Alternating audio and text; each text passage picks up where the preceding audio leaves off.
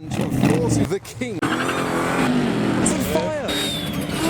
MR2 Ferrari replicas. 2 V8s.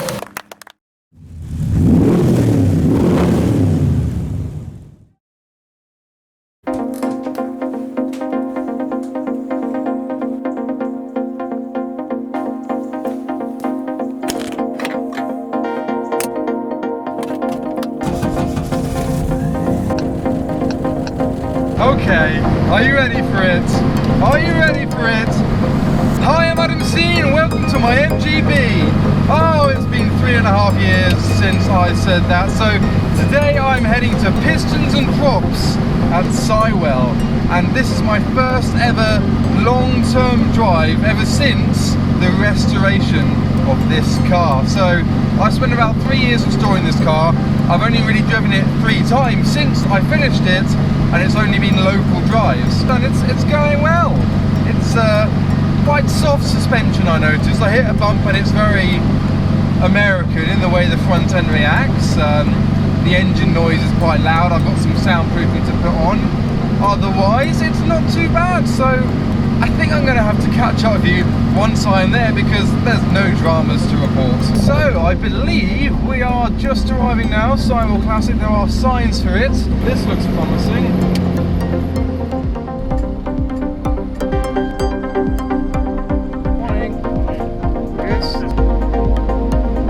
Interestingly, for a classic car show, no one seems to know where the classic cars are going. Ah, Ford Friends UK, there it is, sorry. So I have parked up in the Ford Friends section, which apparently is what I have booked. And we meet an old friend. The Ferrari F40 replica we saw fairly recently has just arrived, so we'll get a better look at that later. I believe there was an MR2 F430 in front of him too. And today for my breakfast, I've got Y-Food's brand new lemon cheesecake lassi flavour. Now, I have tried their mango lassi flavour before, and that was my favourite, and now their brand new lemon cheesecake flavour brings a whole new taste to their lassi range. So it's best served cold, give it a good shake, and then consume. This is my breakfast today, but it can be breakfast, lunch, or dinner. Oh yes, that certainly is lemony and cheesecakey. So their lassi range is creamy as well as delicious and still fills you up for between 3 to 5 hours, is lactose and gluten free too. It's rich in protein with 26 vitamins and minerals as well. And it's part of Y-Food's brand new look with a bottle that fits much better into your hand. So try it today using Adam10 for 10% off your order by clicking the link in the description below. So I am in a nice little lineup of very modern cars and I'm just whacked on the end in my tiny little MGB, and I've just received a photo of some of the arrivals that have come in, and I've just got a glimpse of a Shelby Daytona coupe. So we're going to capture arrivals and then look around the show, and I can see a TVR wedge in the background. There's more MGs there, there's more MGs there. I'm probably in one of the most common cars so far. This is what we're expecting to see. They're just beyond the entrance, I think, and there, just down there, is the Daytona Cobra. Not all of the cars are arriving in the same style as each other. So we've got the chopped Mini right at the front with a standard height Mini behind, the DB7, another Mini, a Jag, and then we have the lineup of Cobras. I was actually saying to a chap earlier how I haven't seen any Cobras here today, and I was very surprised at that. This is probably why, because they are all arriving together with the Daytona Cobra right at the front and a bunch of 427s behind. There are quite a few all the way down as far as you can see. I think the blue one concludes. Oh no, there's another one behind that. I'm loving the Cobra badge in the grille of this blue Cobra. Looks really good. Then we got a couple a bit like mine. This one is blue with blue stripes, which I haven't seen before. So here they have all parked up, and it sounds like someone's granddad is snoring in the background. I think there's some bikes getting ready to do some demonstrations, but how's that for a sight? We've got all of the Cobras lined up, and the Ferrari replicas are parked up just over there. We'll have a look at them in a little bit, I think. So within the event, there's a bit of a trade section with an auto jumble with a lot for sale, including a Cobra metal wall sign. Quite a lot to look at. I like that, actually. We've got go-karts revving, getting ready to go out on track as well. And then we also have all of these bikes that we heard earlier getting ready for their next sessions on track too. There's an Oompa Loompa. within the trade stands. And I've just noticed this little lineup of Marcoses, which are always quirky cars to have a look at with their unique rear ends. And there is this Marcos TSO from about 2004, 2005. I think they stopped production of these in 2007, and you very rarely get to see them. This one is the prototype. You can see the gills down the side to let its Chevy V8 breathe. Oh, there we go, the TSO GT2 6-litre LS2 Chevy V8 with 475 quoted brake horsepower.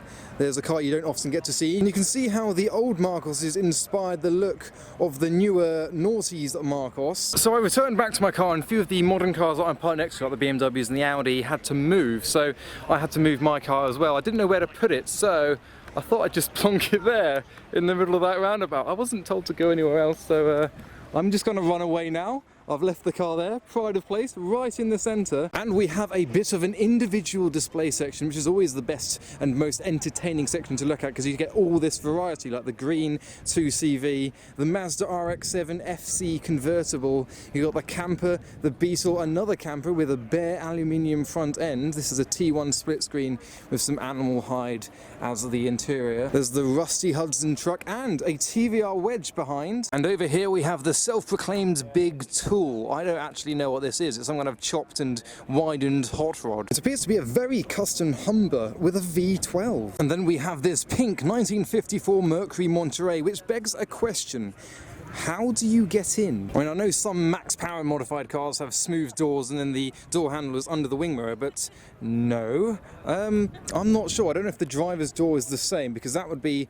Yes, the driver's door is the same, so I presume the only way to open the door would be from inside. Look at this though, we've even got a classic camper club section with classic motorhomes, including the Fiat Heimer. We have the TR Registry Club with all kinds of Triumph TRs and a Stag. And you tend to learn new things at shows. One thing I didn't know is Triumph made a TR9. We have the lesser spotted Renault Spider next to a Honda NSX, a couple of rarities parked with each other. And here's one for the kids. We've got the Nissan Cube with various different types of cubes. We've got the Lego cubes, we've got the Rubik's Cube, and then some other toys that don't really relate to cubes. And we all do seem to love boxy Volvos. However, this one goes on for a bit longer than your standard Volvo. It's a Volvo limousine. They've even rolled down the window so you can see the luxury of the interior, so you can sit either in the whiplash seats or in the regular rear seats, which are all full leather with some nice flutes on the floor as well. I've been filming a lot of Americana recently, for good reason.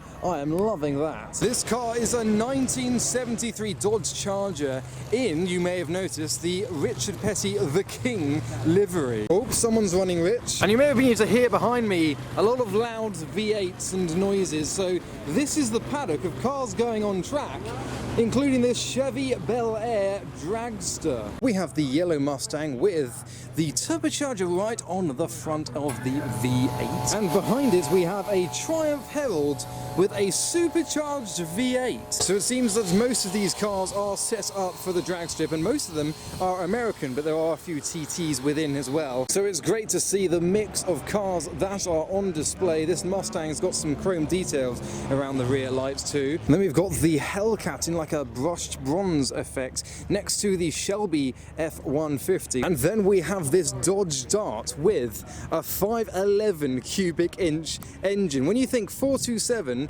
that's a 7 litre, so I'm gonna have to Google this. This is an 8.37 litre engine. And take a look at this, we've even got a Mercedes drag car with a massive, presumably Chevy V8. So there will be some drag demos going on later on today around here. And also within this section there's some classic touring cars about to go out on track. And we have a Ferrari 812 just randomly plonked here with a 911 Targa. So I need to find my way within the crowd to get a good shot of these dragsters. They're just parking up, getting ready to go out in about half an hour's time. So first up we've got this proper exposed V8 dragster.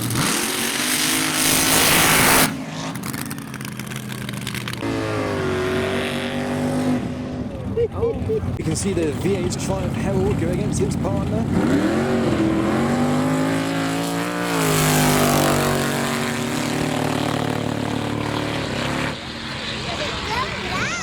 Got the Mark 1 Escort next.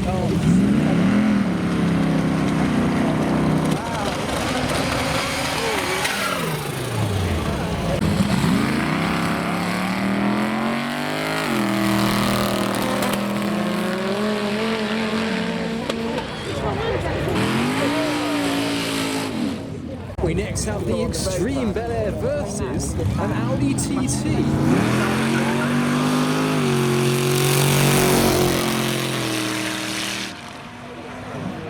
Now it is Mustang versus Hellcat, Ford versus Chevy.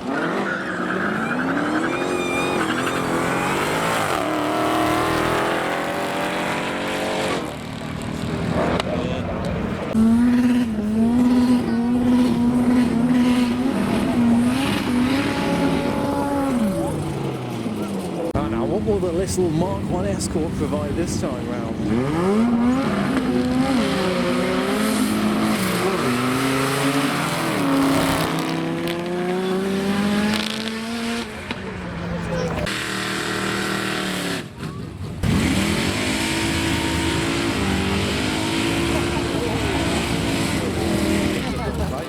This Corvette had nitrous oxide as well, I think. I saw some birds.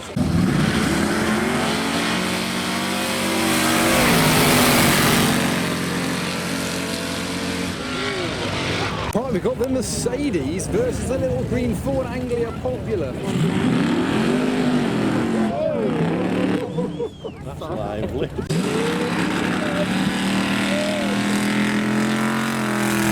did I say? It's on fire! The other one has popped a tyre. The other one popped a tyre. Now he popped his engine, he's on fire.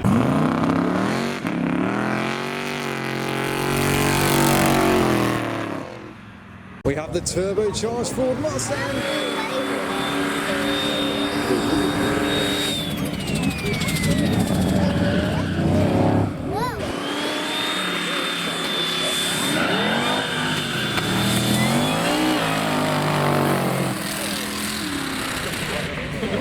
Oh, I've seen the rats before. You're going to love this versus the little Morris Minor Traveller.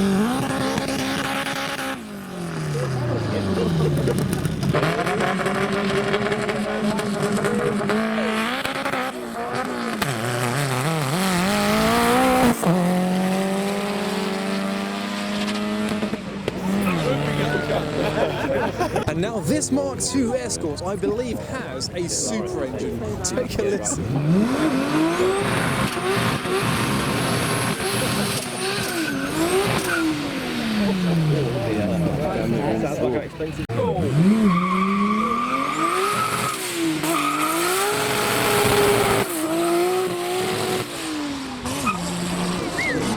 So they were the drag cars. I couldn't do too much talking because of all the people around. I didn't want to annoy their kind of enjoyment of it. And I've just been sent a picture of my MG with another MG behind it and some fire engines near it. So I'm going to head over. Oh look, there are some more going on. I wasn't quite at the end. The Zephyr's doing a massive burnout over there. Right, I need to go find my little MG. So there are some fire engines and a massive crane from the fire brigade as well.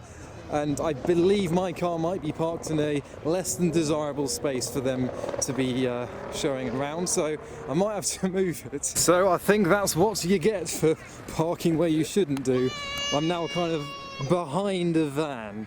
It's not in such a good spot after all, so maybe I should move it again. They might tell me to move. This is like the fourth time I've moved my car today. First time. Here is my nice new wooden steering wheel.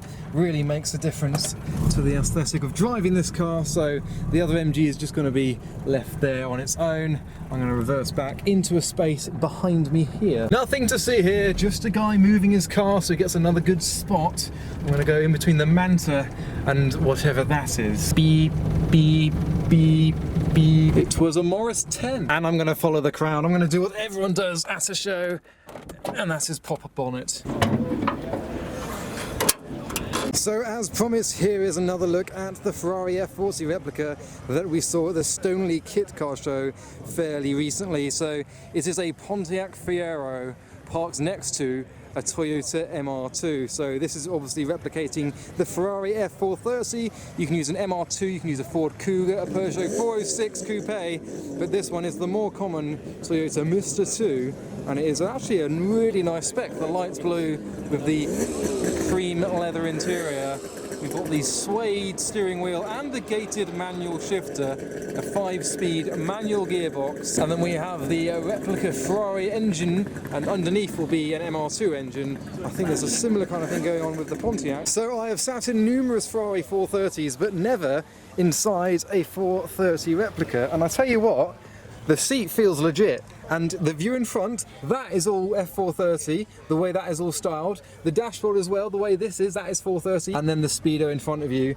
There's not much to suggest otherwise, other than the fake flappy paddles, because there's a manual gear stick. And the engine start button is functional. And on first look, it looks like a Ferrari 430 key, but there's an MR2 key inside it. We've got the Ferrari key ring too. So the 430 does have genuine Ferrari 430 seats. That is why they felt very familiar. But to see these two next to each other, I think it's fair to say the 430 is a stunning looker. I mean, without kind of knowing, seeing this from afar, you just presume there's a 430 Spider there. And then the F40 with its 300ZX style headlights, based on a Pontiac, which is a rare car in itself. I mean, it's a bit more noticeable, but it's just great to see these. I mean, they get a lot of hate, the replica market. My recent video did get a few undesirable comments for no good reason. There's a lot of skill involved in replicating and recreating such a legendary car, and it's difficult when you've not got much to start with. You've just got a Pontiac with a fairly similar shape, or barely similar shape I should say. And I've also been informed that this F40 replica gets driven. They do driving tours around Europe in it. It gets driven to all these shows that it goes to. It gets used and enjoyed by everyone who sees it. And if anything is more fascinating, having a look at a replica of an F40, because you get to see the similarities. I'd love to see one of these next to an original F40 so you could really compare the two, but no, instead we have a dark green TVR Griffith. So this is the T.V.R section, and today only one has turned up, but maybe tomorrow there may be a few more. I think Sunday is the more popular day, but I'm only here for today, but I still get to see these two Ferrari replicas. Now I did see one more car just pull in that is being crowded around. Let's see what that is. So it is still idling away, and I did notice the massive supercharger on the front of it too. Take a look at that. So that is essentially a Bentley blower. It's a Bentley with a blower. So I've just pulled around the corner and noticed that this lorry cab that you see in front of us has a Greatest Showman theme to it. So there's the bearded lady, there's Hugh Jackman, and all the cast from The Greatest Showman. And I've also just found this tractor, which doubles as a dragster with twin Chevy V8s. There are two Chevrolet V8s up front. Well, that is a view that I'm certainly not used to. Let's put it into perspective. Here I am at 6 foot. Yeah, it dwarfs me. Ah! I've just heard the unmistakable sound of a V8. Well, two V8s. The twin V8 tractor has just started up. So we're going to hear some loud noises from behind the crowd. Whoa!